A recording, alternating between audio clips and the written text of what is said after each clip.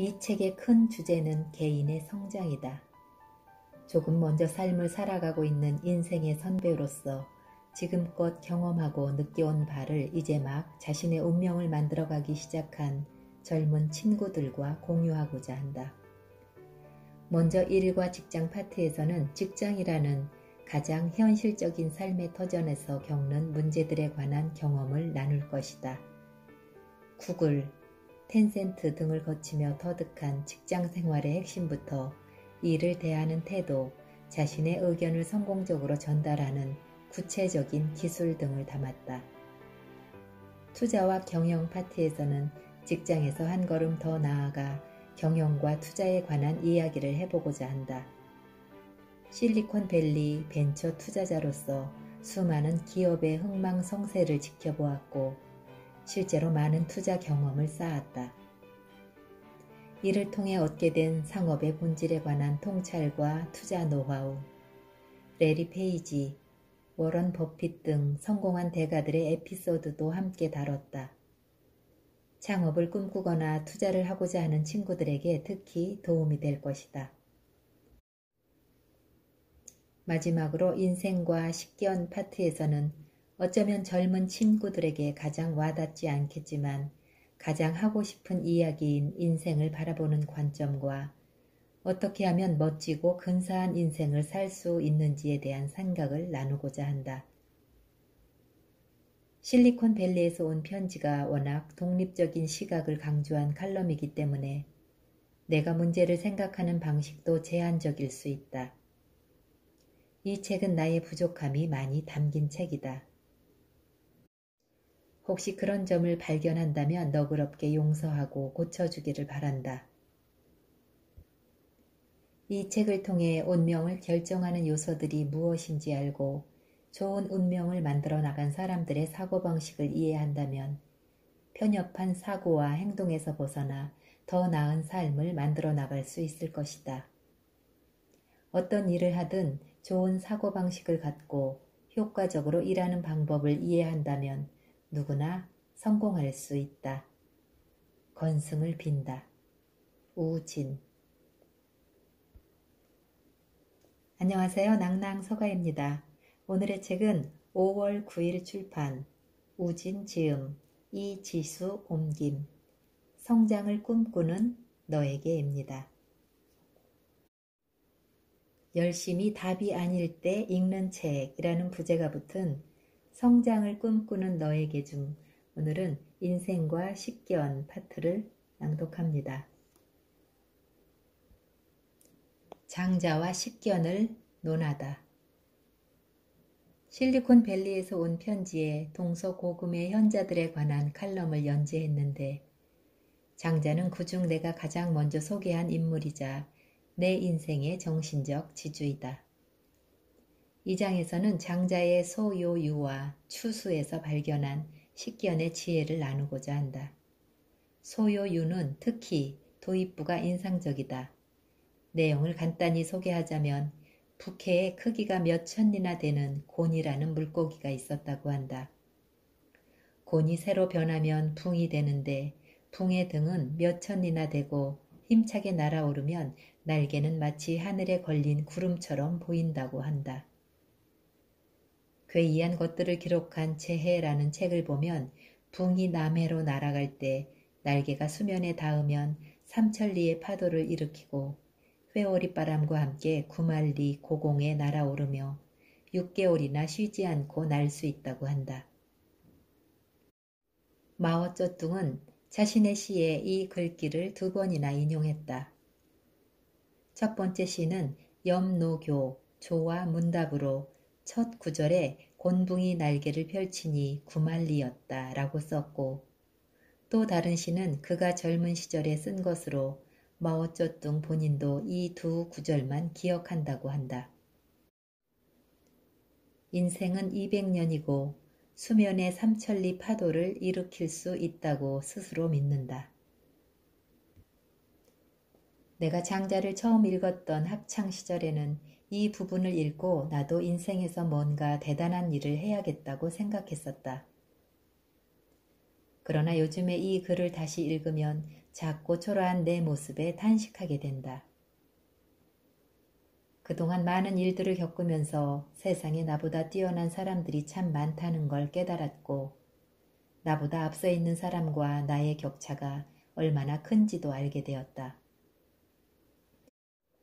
앞으로 20년 후에 다시 이 글을 읽었을 때 어떤 느낌이 들지 아직은 알 수 없다.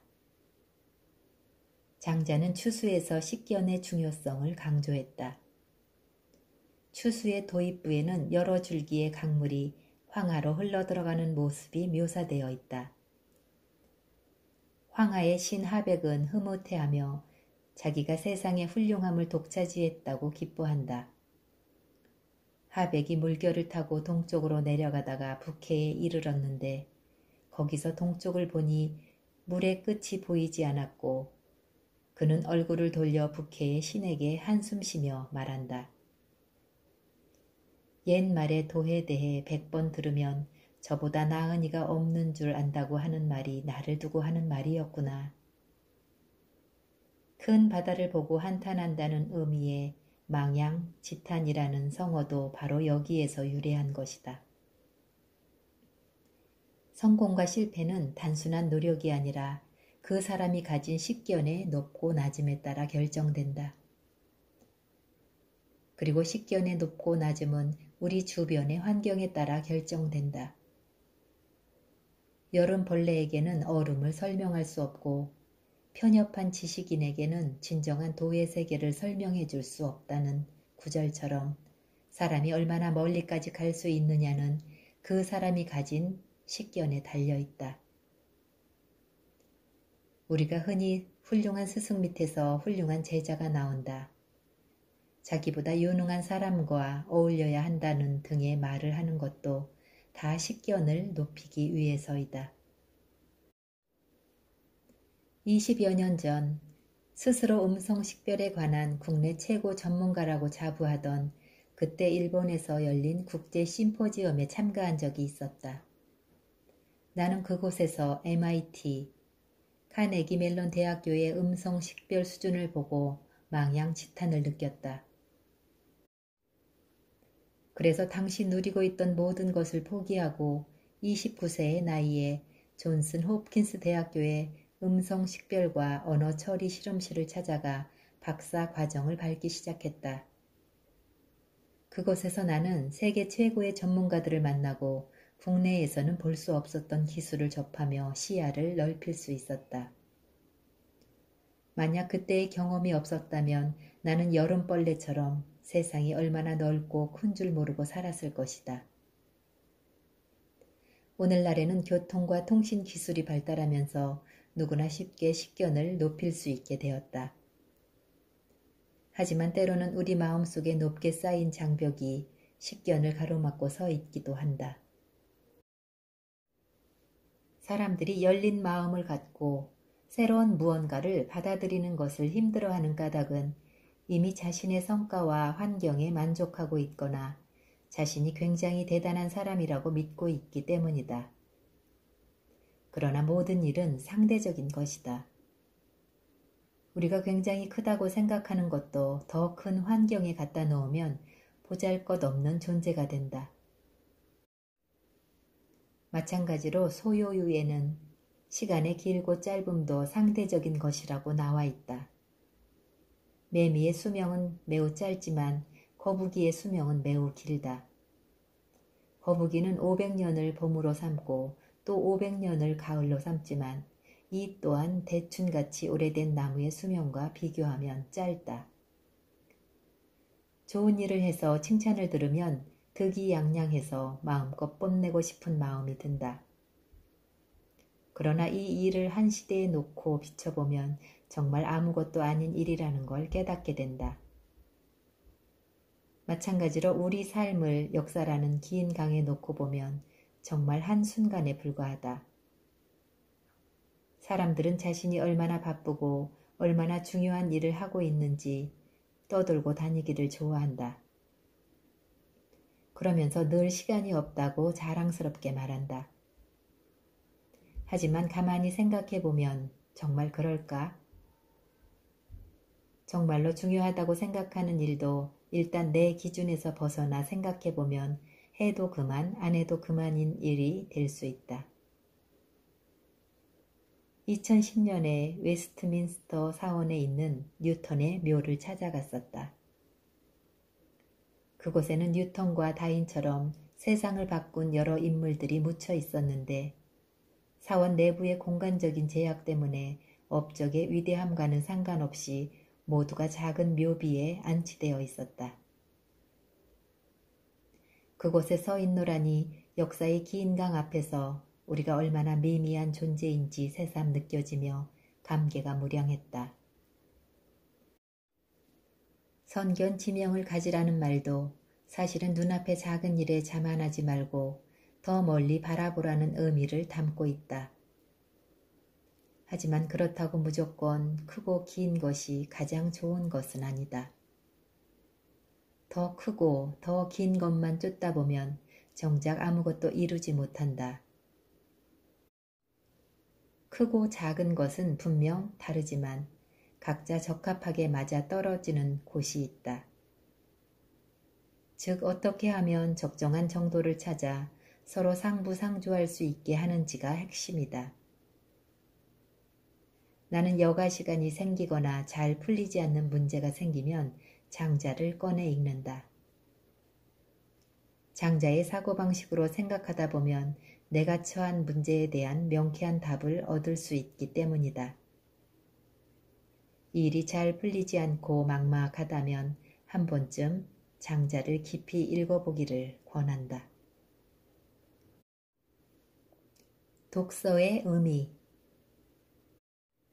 어느 날 오후 동네에 있는 작은 도서관에 갔다가 해리포터를 빌려가는 할머니 한 분을 만났다. 나는 호기심에 할머니에게 물었다. 할머니도 이 책을 좋아하세요? 아니면 손주에게 빌려다 주시는 거예요? 할머니는 본인이 읽으려고 빌린 거라고 대답하셨다. 할머니는 자신이 끔찍이 사랑하는 손자와 점점 함께 나눌 이야기가 없다며 안타까워하셨다. 손자와 전화통화를 하며 안부를 물을 때마다 돌아오는 건 잘 지내요 라는 짤막한 대답뿐이었다. 어느 날 할머니는 손자에게 요즘 어떤 책을 읽고 있냐고 물었고 손자가 최근 해리포터를 읽기 시작했다는 걸 알게 되었다. 할머니는 그 책을 읽어보기로 결심하고 도서관에서 1편을 빌렸다. 책을 다 읽고 나니 두 사람 사이에는 이야기할 거리가 조금 생겨났다. 할머니는 손자와 더 많은 이야기를 나누기 위해 2편도 읽어보기로 하고 책을 빌리러 왔던 것이다. 이런 결심을 하기 전에 할머니는 이 유명한 베스트셀러의 제목만 겨우 알고 있었을 뿐이었다. 할머니와 손자는 피가 섞인 가족이지만 사실 두 사람 사이에는 공통의 화제가 없었다. 하지만 이제 두 사람은 책의 내용에 대해 함께 이야기하며 진정한 관계를 만들어 나가고 있다. 독서는 인류의 영원한 화제이다. 독서는 단순히 책 속의 문자를 통해 정보를 얻는 특별한 행위가 아니라 아주 일상적인 행위이며 우리는 독서를 통해 정보만 수집하는 것이 아니라 다양한 친구를 사귈 수도 있다. 벤자민 플랭클린은 그의 자서전에서 비슷한 일화를 소개했다. 프랭클린에게는 매우 영향력 있는 정치 라이벌이 한 명 있었는데 비록 자신의 정적이었지만 그는 그 사람을 지지했다. 그래서 프랭클린은 그 사람을 차라리 자신의 편으로 만들기로 마음먹었다. 이럴 때는 보통 사람들은 상대방을 좋은 말로 설득하거나 이치를 들어 설명하거나 이익으로 유혹하거나 심지어 간청하는 방법 등을 생각할 것이다. 하지만 프랭클린의 방법은 굉장히 창조적이었다. 그는 그 어떤 말 대신 상대방에게 책을 빌려달라고 부탁했다. 상대방 역시 선뜻 그에게 책을 빌려줬고 이로써 두 사람은 좋은 친구가 되었다.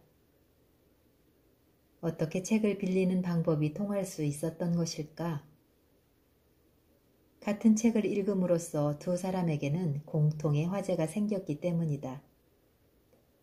협력이든 이익이든 이러한 기반을 쌓은 후에 이야기한다면 원만한 대화가 이루어질 수 있다. 똑똑한 사람이 똑똑한 사람을 알아본다는 것은 사실 깊이 있는 교류의 결과라고 할 수 있다. 물론 책을 읽는 목적이 단순히 친구를 사귀기 위함이어서는 안 된다. 이것은 지나치게 실리적인 생각이다. 우리가 책을 읽는 중요한 목적 중 하나는 현재의 생활 방식을 변화시키는 데 있다. 특히 인터넷의 등장으로 지식의 습득이 쉬워진 오늘날 역설적으로 독서의 중요성은 그 어느 때보다 높아지고 있다. 사람들은 매일 일정표를 가득 채워놓고는 늘 바쁘다고 불평이다.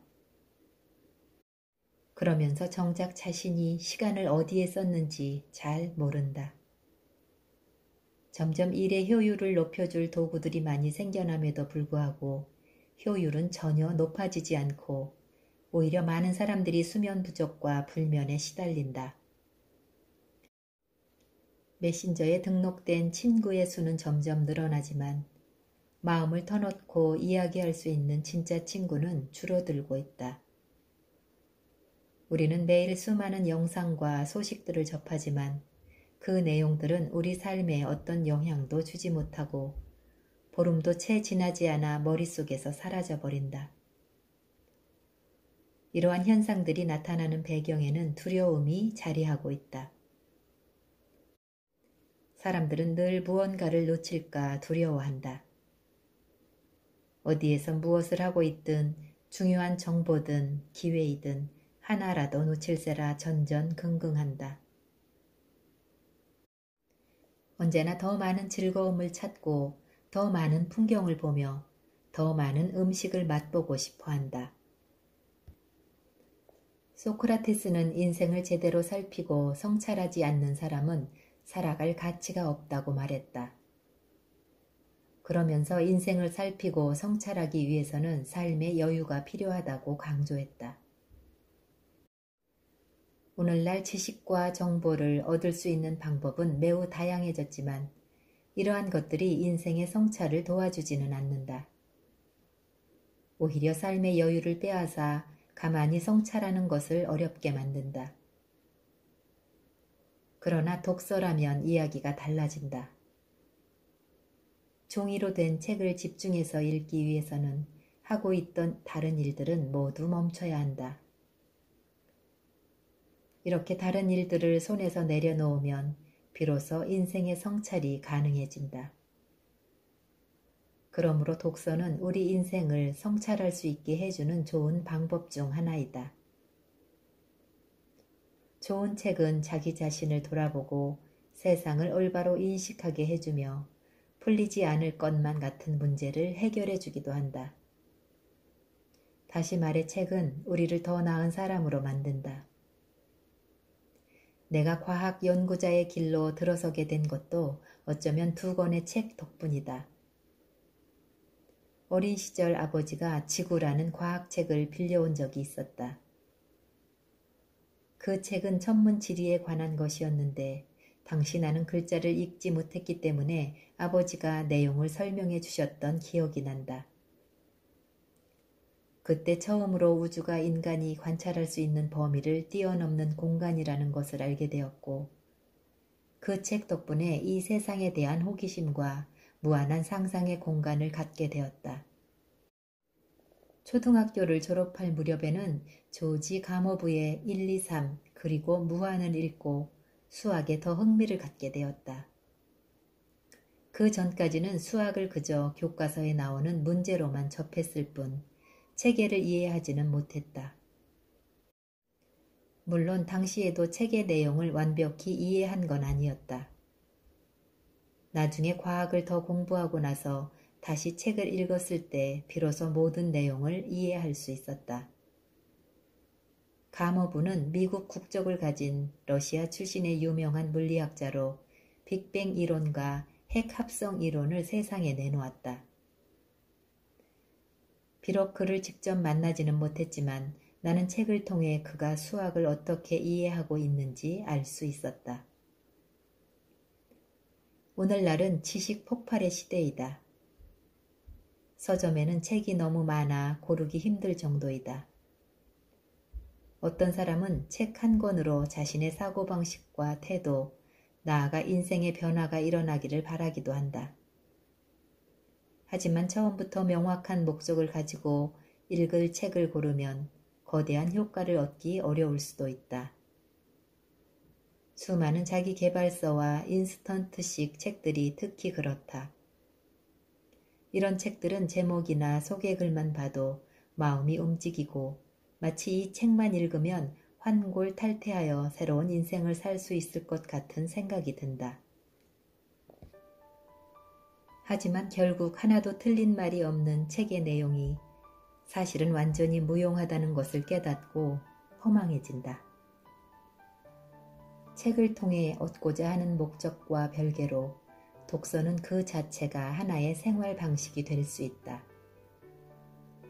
온갖 첨단 과학 기술로 점철된 오늘날 우리가 숨을 고르되 두뇌를 작동해 생각할 수 있도록 해주며 편협한 사고에서 벗어나 사상이나 여론의 지배를 받지 않도록 도와준다. 얼마 전 옥스퍼드 대학교 역사에 관한 글을 읽게 되었다.